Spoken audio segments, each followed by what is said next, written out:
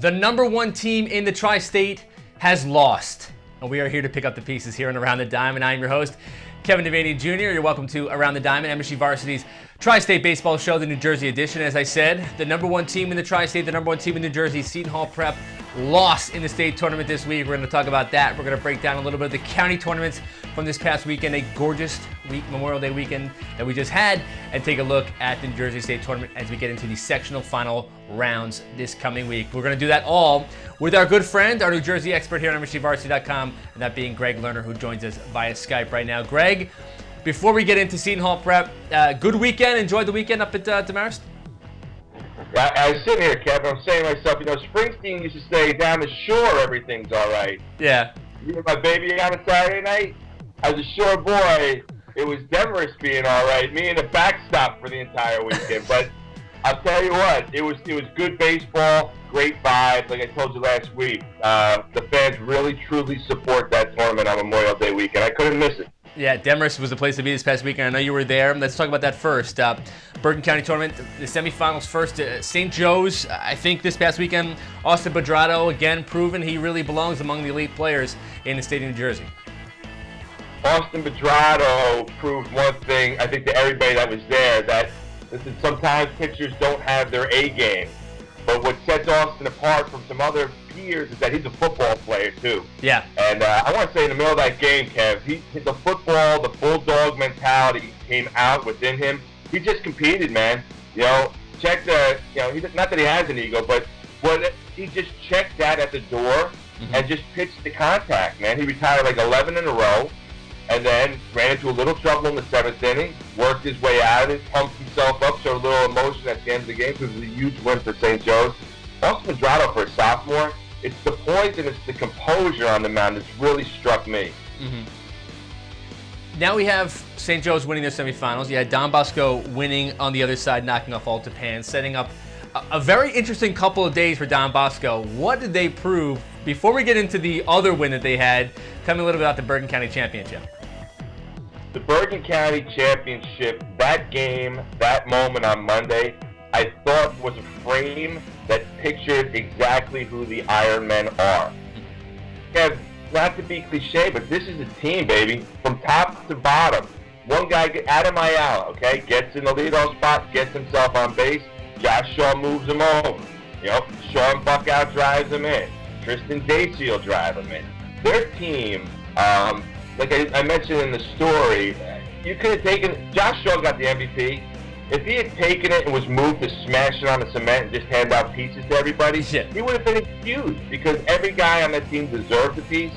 Let me tell you, like you said, we're going to hit at it now. We're going to talk about it more. Ironmen, they are hot right now, and that might be an understatement.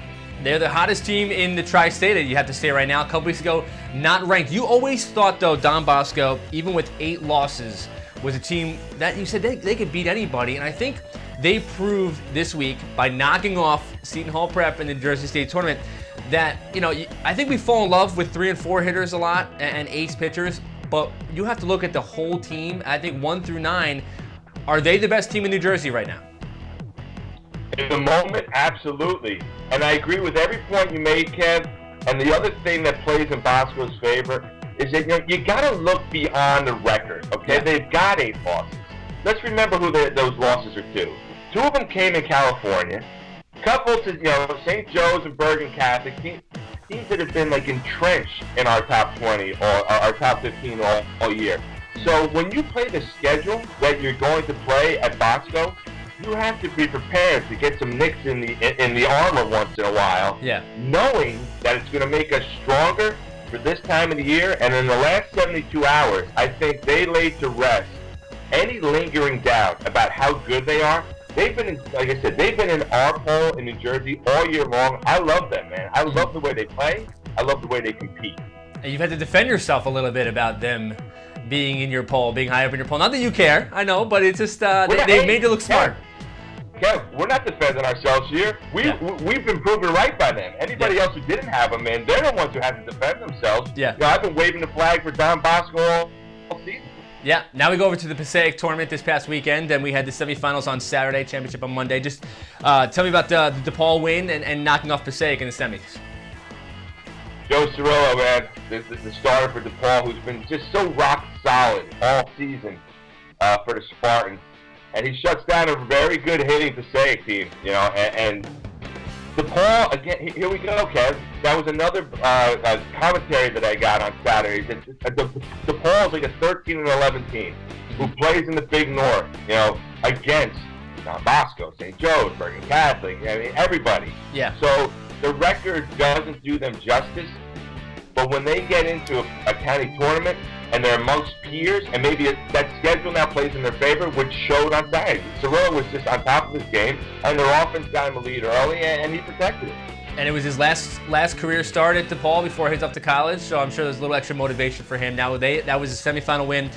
They knocked off Passaic 5-1. Pompton Lakes won their semifinal, and then you had two teams playing for a county championship that were out of the state tournament, correct? Yes. So this kind of was everything for these two teams to kind of salvage. You're not going to win a state title, but you could salvage it by walking off with the county championship, and Pompton Lakes did that. You echoed the sentiment of both camps from the weekend. That's exactly what they said. It was like, hey, man, we're out of the state tournament, but the silver lining is we still have this to play for. And, Pompton Lakes, what a fitting conclusion for the Cardinals, because the two guys who've been synonymous in that rotation for 4 years, Kevin McGee and Mike Cox. McGee gets the win in the semifinals, complete game. Mm-hmm. Mike Cox pitches in the final, complete game. Those two guys have been playing together since they can remember back to their Pompton Lakes Riverdale Little League days. So a fitting conclusion for the Cardinals. And Kev, one point real fast on Pompton Lakes. People need to recognize it's a Group 1 school, okay? Yeah. Last year before, they get to the Group 1 state finals. Last year, they get to the Group 1 finals, and they win the Passaic County tournament. As a Group 1 school, that's one of those teams that comes together maybe, I don't want to say once in a lifetime, but not very often. Yeah. And the Cardinals truly put something together for the last 4 years, and should be very proud of what they've accomplished. And they walk off as Passaic County champions as Pompton Lakes, so a nice end to their season. And now we transition over back to the state tournament. Now I love how the county tournaments took over the weekend, over the holiday weekend. State tournament back in action on Tuesday, setting up with the semifinals, including a North 2 Group 3 semifinal between Nutley and West Essex, and a very good game went down to the wire again. And just West Essex, the way they've been playing, I mean, they knocked off Nutley last week. Were they kind of primed for the picking this time around? Was it hard to beat a team twice in a short amount of time? I don't think so, and I'm going to tell you why, Kev, because Max Karp is available for West Essex. Here's a kid who underwent shoulder surgery and was questionable, I want to say. Middle of the winter, when they're starting to get ready and we're starting to take a head count on who's going to be available, I don't know if his shoulder had responded quite the way they would have liked, but fast forward, here we are, end of May, and this kid's throwing a complete game, one hitter against Nutley, and let me tell you, Kev, Nutley can swing it up and down the lineup. That's a huge win for West Essex. And with, like you hinted at, that sense of familiarity between two teams from the Super Essex Conference, the American Division, those can be white knuckle affairs sometimes. And to have a guy like Max Karp step up in that moment was huge for West Essex and Scott Eliano's kids. And what I loved about watching those highlights, so I watched them last night, and you saw Max Karp get a strikeout. He had 7 strikeouts in the game. Max Karp did, and he had allowed 2 earned runs in the win. And I felt that the players came out of the dugout and they were really celebrating for him. I mean, I felt like there was a lot of pats in the head, a lot of pats in the back. Before they celebrated with each other, everyone over to Max Karp to kind of relish, as you said. It's got to be a little bit of the fact that he didn't know if he'd be pitching at this point in the season. So congratulations, nice job by West Essex, Max Karp. Adam Farkas hit the 2-run single in the 5th, not the 2-2 tie. You can watch the full highlights and interviews on MSGvarsity.com. So that's how the state tournament goes. They move on to the section finals, and we're getting down to the nitty-gritty here. And just tell me, when you look towards the weekend, we have section finals across the board on Friday. Just excited. What matchups in the northern part of the state jump out to you? Excited would be an understatement. Yeah. And you're gonna be. Well, I would say you'd be angry at me if this wasn't par for the course.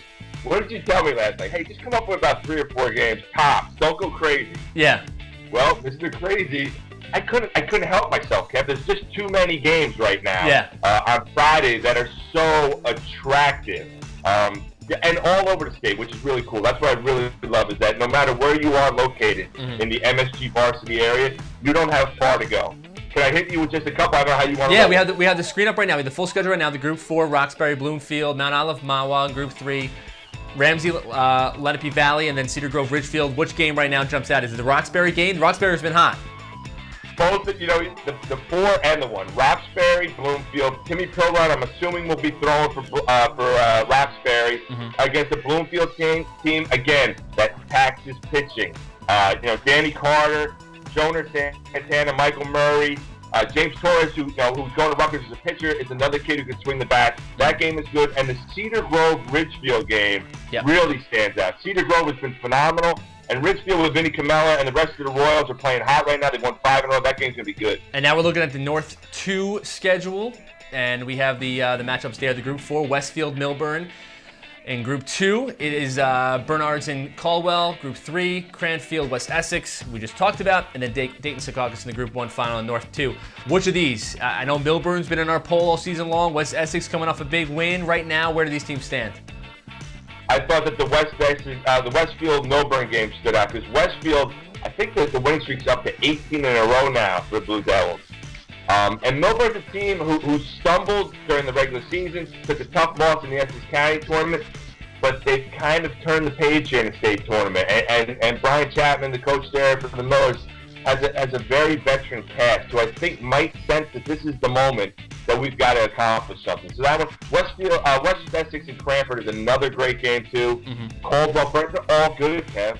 Yeah, now we move on and we take a look at the non-public. And here we go. Bergen Catholic, number 1 seed. Don Bosco, number 5. St. Peter, St. Joe's. You can make a living out of just watching Northern Jersey Catholic School baseball. And the way this tournament goes, can you even pick one of these teams right now? I guess Don Bosco, the way they've been playing, has been pretty hot. Don Bosco, the way they're playing, going into Friday. I looked at that, and what I thought of this morning when I looked at it? It's like that championship Sunday in the NFL. The AFC game and the NFC game going on the same day. Those 2 games are blockbuster games. We're talking about 4 teams that have been in the top 15 in New Jersey all year. Each one of them, like you said, we could spend an entire show making compelling cases for all 4 of those teams. Yeah. Those 2 games are phenomenal games. Absolutely phenomenal. Bosco being hot right now, the thing about being hot is that you got to continue it, Yeah. And for them to have to continue it against this stacked schedule, if they were to pull it off, it would be amazing. And they lost twice to Bergen Catholic in the regular season, beat him in the Bergen County tournament, correct? That is correct. So it's going to be interesting to see who's going to kind of settle the score here when it matters the most. We see the North B semifinals being Hudson Catholic versus Montclair Kimberly and St. Mary's of Rutherford. You're going to hear about them in a few more minutes against Queen of Peace. And the championships for the non-publics are June 3rd. And Greg, we're going to let you go. Thanks for joining us. And we'll see you on next week. We're going to crown section champions, move on to the state tournament. Where will we be next week when we do the show? Where will we be next week? Yeah, in the state tournament. We'll be coming out of the state semifinal round. Excellent. Greg, enjoy, and we'll talk to you soon. The number 1 team in the Tri-State when the preseason started was Seton Hall Prep. We talked it over, and we felt that they were the team that was best suited to take that number 1 spot, and they carried it through the entire regular season. Even when they lost 2 games in the regular season, never lost that number 1 spot. Well, they're about to lose the number 1 spot when they lost on Tuesday to Don Bosco. Who's going to be our number 1 team in the Tri-State poll? Where is Seton Hall Prep going to fall to? You're about to find out. We're going to dive into the poll, starting with our number 20 team. And we have a new entry, a bunch of new entries into the poll this week. I feel like I say it every week. Here is St. Mary's of Rutherford. They're in the North B semis on Friday, taking on Queen of Peace, looking to win a non-public championship in B. The number 19 team is the number 1 seed in the Catholic School playoffs in the Brooklyn Queens City tournament, that being St. Joe's by the Sea, 15-3 league record. Number 18 back in the poll after falling out, and that is your 2-time Section 1 Class AA champion Arlington. Gonna have it all on the line this week as they take on Ketchum in the semifinals on Wednesday, looking to get back to win a 3rd championship on Saturday night. Our number 17 team is Hills West. Now, Hills West, we've mentioned them being a resilient team. They're going to have to be resilient. They got to beat West Islip 2 times to win a Suffolk Class AA championship. That tournament starts this week. And our number 16 team is in Class A in Nassau, that being Division High School, 22-2, inching closer to a Nassau Class A title, looking to get back to the LICs. Now we go on to the number 15 team, and we'll stick in New Jersey, and that is Hunterdon Central, 21-4 record. They're still in the state tournament. Number 14, they lost this past week. They were single digits last week, dropping 10 spots. They're being Chaminade after getting swept by St. John the Baptist, and that is who our number 13 team is in our poll, St. John the Baptist. Entering the poll, jumping into that number 13 spot, 18-6 on the year. Number 12 is St. Peter's Prep out of New Jersey, 13-5. They've really danced all around the poll. They were single digits, went to 18 last week, jumping back up to number 12.